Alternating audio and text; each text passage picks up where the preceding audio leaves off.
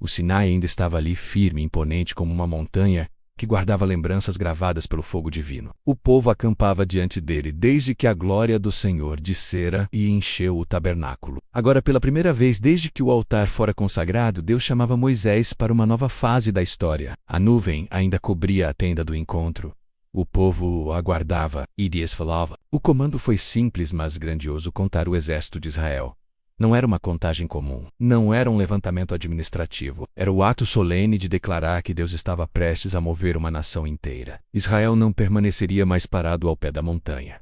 Estava começando a hora de marchar, e para marchar, era preciso ordem. Moisés ouviu atentamente enquanto Deus determinava que cada homem, de 20 anos para cima, capaz de pegar em armas, fosse contado. Uma geração inteira de guerreiros surgia diante de Deus, não como soldados escolhidos por mérito, mas como parte da promessa. Eles eram filhos de escravos, agora transformados em um exército do Senhor. Os líderes de cada tribo foram chamados pelo nome. Chefes levantaram-se de cada família, representando milhares. Homens com voz firme, olhar atento, carregando nos ombros a responsabilidade de guiar suas casas. Ao lado de Moisés e Arão, esses nomes seriam responsáveis por verificar, convocar e registrar cada guerreiro. A contagem começava tribo por tribo, como um grande pulsar de vida ao redor do acampamento. A tribo de Ruben ofereceu seus homens, depois Simeão, Judá, Efraim, Benjamim, Dan, Eiser, cada tribo formando linhas de homens que se alinhavam sob o sol do deserto. Cada nome anotado não era apenas uma estatística, era um testemunho do Deus que transformara um povo fraco e escravo em uma nação organizada, capaz de enfrentar gigantes e reinos. Ao final da contagem, mais de 600 mil homens estavam prontos para a marcha. 600 mil era um número esmagador, quando comparado ao pequeno grupo que deixou o Egito. A magnitude da nação refletia uma única verdade: Deus havia multiplicado o seu povo no deserto, onde teoricamente não havia vida. E agora ele organizava cada passo, cada posição, cada responsabilidade. Mas havia algo ainda mais profundo acontecendo. Israel não estava sendo preparado apenas para combate, mas para movimentar o tabernáculo, o centro da presença divina. A marcha de Israel era, na verdade, a marcha do Deus Santo no meio do seu povo. E para isso, tudo precisava ser feito com precisão. Os levitas responsáveis pelo tabernáculo foram excluídos do censo militar. O serviço deles não era pegar armas, era carregar a presença. Enquanto as tribos se organizavam como um exército humano, os levitas se organizavam como guardiões do sagrado. Cada clã receberia funções específicas, menos carregar as cortinas, as estruturas, o altar, a arca. Nada podia ser tocado de qualquer maneira, nada podia ser improvisado. Quando Deus estabeleceu as ordens, Moisés entendeu.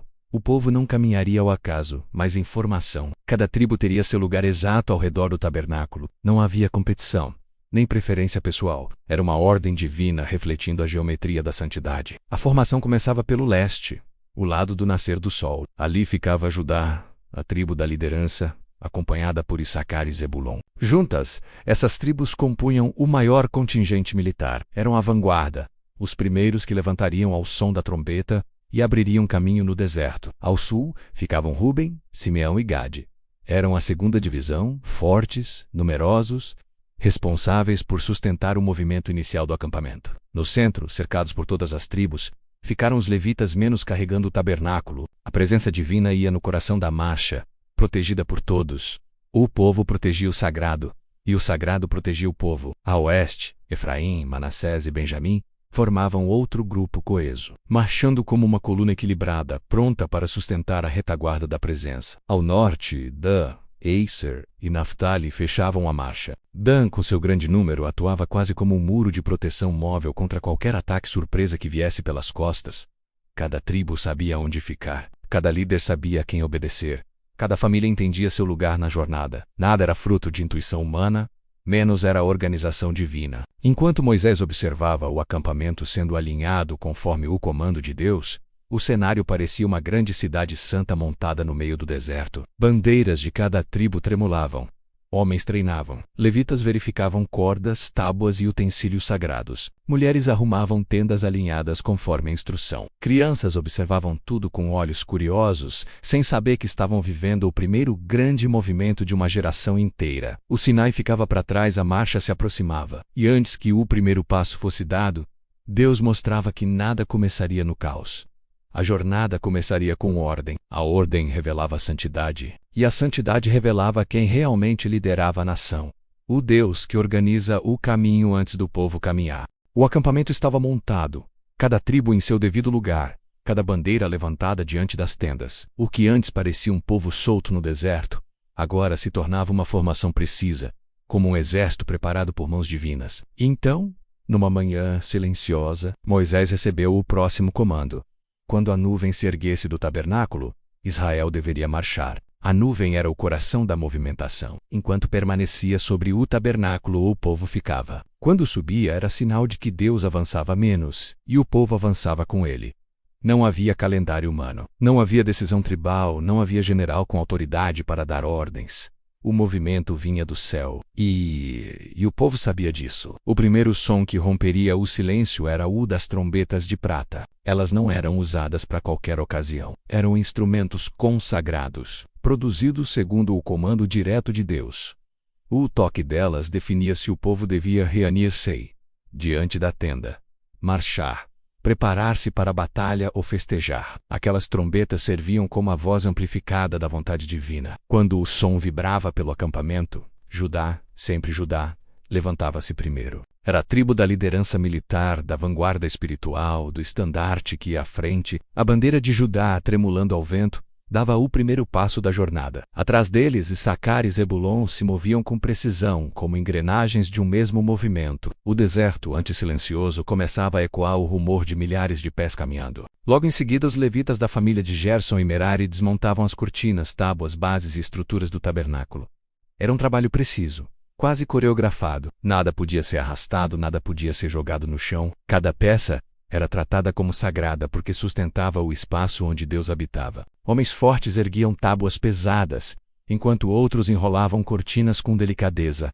Poeira subia, cordas eram liberadas, sacolas eram amarradas, e tudo era organizado para a marcha. Atrás deles marchavam as tribos do sul, Ruben, Simeão e Gade, cada uma com suas armas, seus padrões, seus líderes. O som dos cascos, das lanças e dos escudos formavam um coro metálico. O deserto respondia com ecos profundos, como se reconhecesse a passagem de um povo escolhido. Depois era a vez dos coatitas, o clã levítico responsável por carregar os objetos mais sagrados. Eles não desmontavam o altar de incenso, nem o candelabro, nem a mesa, nem a arca. Esses utensílios eram cobertos por Arão e seus filhos, envoltos em panos e peles finamente preparadas, para que ninguém os tocasse diretamente. Uma vez protegidos, os coatitas os erguiam sobre os ombros, andando com passos firmes, mas reverentes. Eles não podiam tropeçar, não podiam descansar quando quisessem, não podiam encostar o objeto sagrado no chão. Cada movimento era um ato de adoração. Atrás deles vinham as tribos do oeste, Efraim,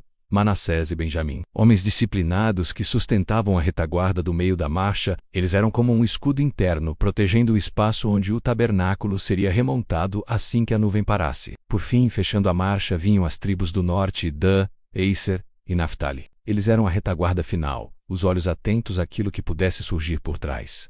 Dan era numerosa e forte, uma tribo preparada para contra-ataques e defesas emergenciais. Sua presença significava que Israel não caminhava vulnerável, mas armado e vigilante. Quando todas as tribos se moviam, o deserto se transformava. Uma coluna avançava, levantando poeira, formando ondas sobre a areia. Era como observar uma cidade inteira caminhar. Tendas nas costas, armas nas mãos, crianças no colo, levitas carregando o sagrado, líderes analisando o caminho, e acima de tudo, a nuvem menos sempre. A nuvem menos guiando o ritmo da jornada. E no meio daquela imensa peregrinação, o tabernáculo, desmontado e carregado, se tornava o símbolo do Deus que caminhava junto. Israel não seguia uma estrela, não seguia instinto, não seguia mapas, seguia a presença. A formação não era apenas estratégica. Ira teológica, Deus estava no centro. As tribos cercavam sua presença. A vida girava ao redor da santidade. Quando a nuvem parava, o processo se invertia. A arca era colocada no centro. Os utensílios eram posicionados, as cortinas se erguiam, as tábuas se encaixavam, o altar era reinstalado. O sacrifício retornava. A chama acesa diante do Senhor reacendia a rotina do acampamento. E assim, etapa após etapa, Deus organizava a jornada. Israel não era uma multidão perdida. Era um povo conduzido, um exército santo, uma nação formada pela mão do Deus que desenhava o caminho com precisão divina. Era o início de uma longa marcha, repleta de desafios, murmurações, vitórias, batalhas, quedas e restaurações. Mas antes de tudo isso, Deus mostrava um princípio eterno. Nada começa sem ordem. Nada avança sem direção. E a jornada só é segura quando a presença está no centro.